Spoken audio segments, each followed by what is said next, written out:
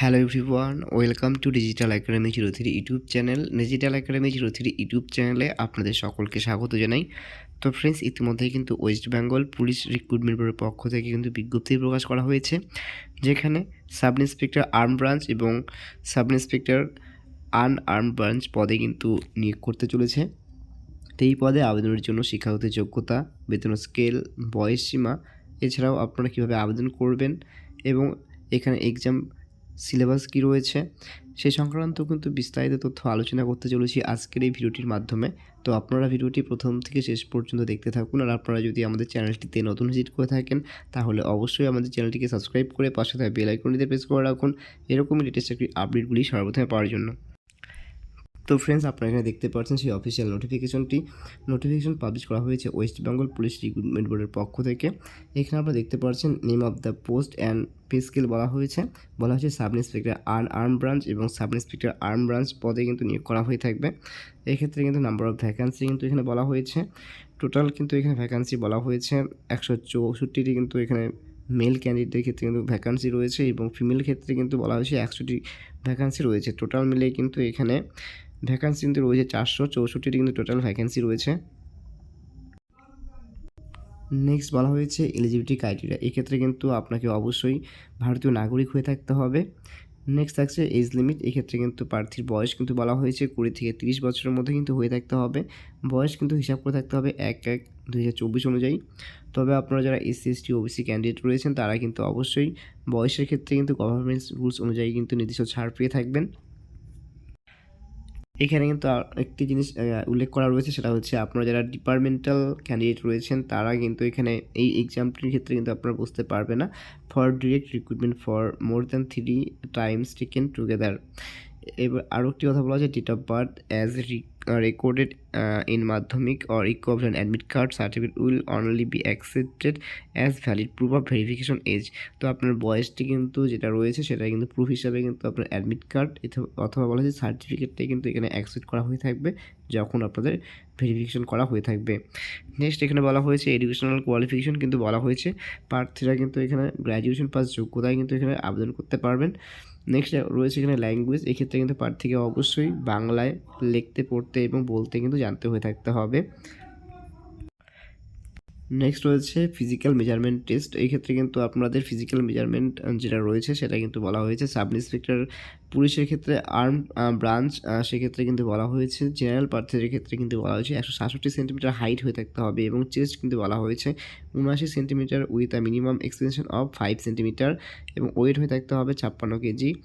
তবে যারা গোর্খা গরওয়ালি রাজবংশী এবং এখানে বলা হয়েছে শিডিউল ট্রাইব যারা রয়েছেন তাদের ক্ষেত্রে কিন্তু হাইট হয়ে থাকতে হবে 160 সেন্টিমিটার মেল প্রার্থীদের ক্ষেত্রে এবং এখানে চেস্ট কিন্তু বলা হয়েছে 76 centimetre with a minimum expansion of 5 centimetre এবং এখানে ওয়েট কিন্তু বলা হয়েছে 52 কেজি কিন্তু হয়ে থাকতে হবে। এরপর রয়েছে কিন্তু সাব ইন্সপেক্টর পুলিশ আর্ম ব্রাঞ্চের ক্ষেত্রে কিন্তু বলা হয়েছে এখানে যারা জেনারেল প্রার্থী রয়েছেন তাদের ক্ষেত্রে কিন্তু 173 সেন্টিমিটার কিন্তু হাইট হয়ে থাকতে হবে এবং চেস্ট কিন্তু যেটা রয়েছে সেটা কিন্তু 86 centimetre with a minimum extension of 5 centimetre কিন্তু বুকের ছাতি কিন্তু পুরানো হয়ে থাকতে হবে এবং বলা হয়েছে ওয়েট কিন্তু বলা হয়েছে 60 কেজি কিন্তু ওজন কিন্তু হয়ে থাকতে হবে। তবে যারা গোর্খা রাজবংশী এবং গরওয়ালি এবং শিডিউল টাইপ রয়েছে তাদের ক্ষেত্রে কিন্তু 163 সেন্টিমিটার কিন্তু হাইট হয়ে থাকতে হবে এবং চেস্ট বলা হয়েছে 81 centimetre with a minimum extension of 5 centimetre এবং ওয়েট কিন্তু বলা হয়েছে 54 কেজি কিন্তু হয়ে থাকতে হবে। নেক্সট রয়েছে সাব ইন্সপেক্টর পুলিশ আর্মড ব্রাঞ্চের ক্ষেত্রে কিন্তু বলা হয়েছে ফিমেল প্রার্থীদের ক্ষেত্রে যারা জেনারেল প্রার্থী রয়েছেন তাদের ক্ষেত্রে বলা হয়েছে 160 সেন্টিমিটার কিন্তু উচ্চতা হয়ে থাকতে হবে এবং ওজন বলা হয়েছে 48 কেজি কিন্তু হয়ে থাকতে হবে। এরপর নেক্সট রয়েছে যারা গোর্খা রাজবংশী এবং গরওয়ালি এবং শিডিউল টাইপ রয়েছেন তাদের ক্ষেত্রে কিন্তু বলা হয়েছে 155 সেন্টিমিটার হাইট হয়ে থাকতে হবে এবং ওজন বলা হয়েছে 45 কেজি কিন্তু হয়ে থাকতে হবে ফিমেল প্রার্থীদের ক্ষেত্রে এবং যারা সাব ইন্সপেক্টর পুলিশ আর্মড ব্রাঞ্চের জন্য অ্যাপ্লিকেবল রয়েছে তাদের ক্ষেত্রে কিন্তু বলা হয়েছে যারা ট্রান্সজেন্ডার রয়েছেন তাদের ক্ষেত্রে এই যারা জেনারেল প্রার্থীর ক্ষেত্রে কিন্তু বলা হয়েছে 162 সেন্টিমিটার এবং সেটা ওজন কিন্তু বলা হয়েছে 51 কেজি। এরপর রয়েছে গোর্খা রাজবংশী গরওয়ালি এবং শিডিউল টাইপের ক্ষেত্রে 157 সেন্টিমিটার বলা হয়েছে হাইট হয়ে থাকতে হবে এবং ওজন বলা হয়েছে 47 KG. Transgender sub inspector police arm ব্রাঞ্চের ক্ষেত্রে কিন্তু জেনারেল প্রার্থীর ক্ষেত্রে 166 সেন্টিমিটার কিন্তু হাইট হয়ে থাকতে হবে এবং ওজন বলা হয়েছে 54 কেজি। এরপর থাকছে গোর্খা, রাজবংশী এবং গাড়োয়ালি এবং শিডিউল ট্রাইবের ক্ষেত্রে কিন্তু বলা হয়েছে এখানে 160 সেন্টিমিটার হাইট হয়ে থাকতে হবে এবং 55 কেজি ওজন কিন্তু আপনাদের হয়ে থাকতে হবে। নেক্সট থাকছে ফিজিক্যাল এফিসিয়েন্সি টেস্ট। এই ক্ষেত্রে কিন্তু বলা হয়েছে প্রার্থীদের যারা মেল প্রার্থী রয়েছেন both arm and unarmed branch, এক্ষেত্রে কিন্তু তাদের মিনিমাম যেটা রান বলা হয়েছে 800 মিটার রান কিন্তু কমপ্লিট করে থাকতে হবে 3 মিনিটের মধ্যে, এবং ফিমেল প্রার্থীদের ক্ষেত্রে কিন্তু বলা হয়েছে 400 মিটার রান উইথিন 2 মিনিটস, অর্থাৎ 400 মিটার রান কিন্তু কমপ্লিট করে থাকতে হবে 2 মিনিটের মধ্যে। তবে যারা ট্রান্সজেন্ডার ক্যান্ডিডেট রয়েছেন তাদের ক্ষেত্রে কিন্তু বলা হয়েছে বোথ আনআর্মড এবং আর্মড ব্রাঞ্চ দুটোর ক্ষেত্রেই কিন্তু বলা হয়েছে 400 মিটার রান কমপ্লিট করে থাকতে হবে 1 মিনিট 40 সেকেন্ডের মধ্যে। তবে ফিমেল প্রার্থীদের কিন্তু শুধু আর্মড ব্রাঞ্চের ক্ষেত্রে কিন্তু এখানে বলা হয়েছে 400 মিটার রান কিন্তু আপনাদের কমপ্লিট করে থাকতে হবে সেটা 2 মিনিটের মধ্যে।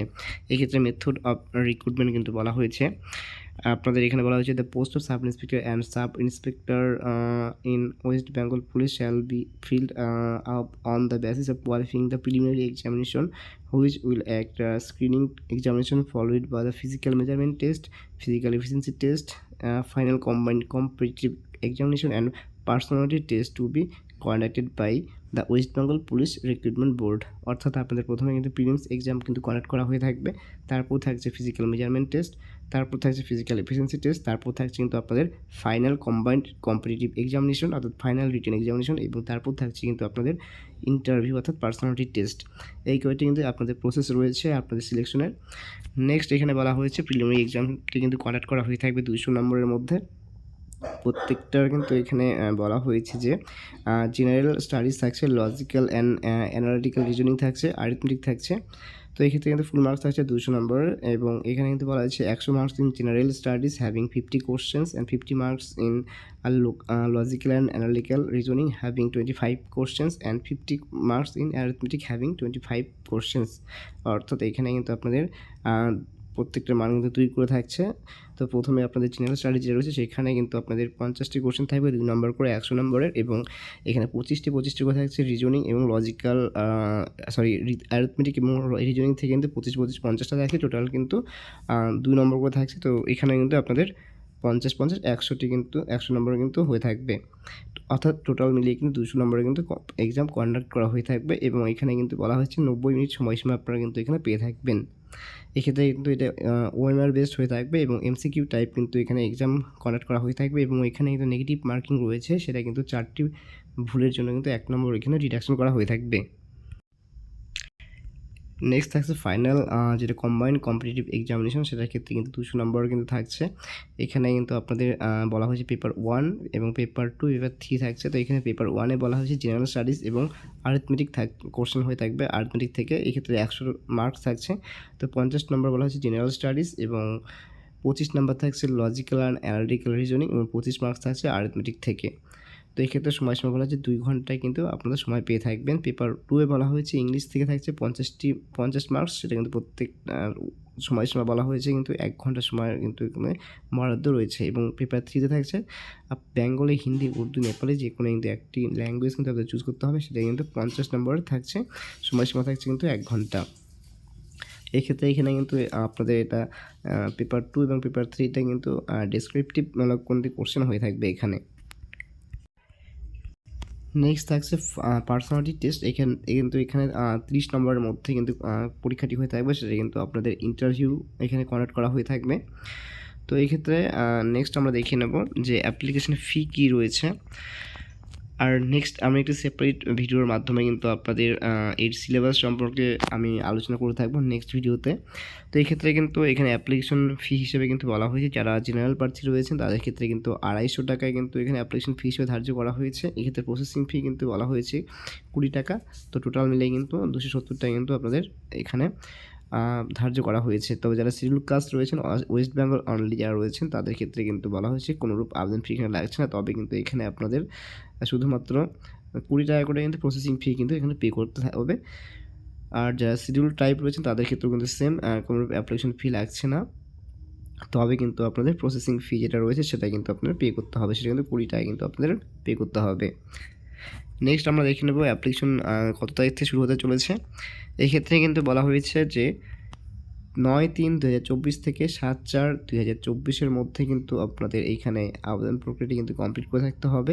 তো এখানে দেখতে পাচ্ছেন এর যে অফিসিয়াল ওয়েবসাইট রয়েছে সেখানে কিন্তু আপনাদের আবেদন করতে হবে সেই ওয়েবসাইটের থ্রু। তো তার লিঙ্ক কিন্তু আমি প্রোভাইড করে রাখবো এই ভিডিওটার ডেসক্রিপশন বক্সে, সেখান থেকে কিন্তু আপনারা চাইলে সরাসরি কিন্তু অ্যাপ্লাই করতে পারবেন। তো ফ্রেন্ডস, এই ছিল একটি শর্ট ইনফরমেশন। যদি ভিডিওটি ভালো লেগে থাকে তাহলে অবশ্যই ভিডিওটি লাইক এবং তোমাদের বন্ধু বান্ধবীদের কাছে ভিডিওটি শেয়ার করে পাশে থাকবে। আর ভিডিওটি প্রথম থেকে শেষ পর্যন্ত দেখার জন্য সকলকে জানাই অসংখ্য ধন্যবাদ।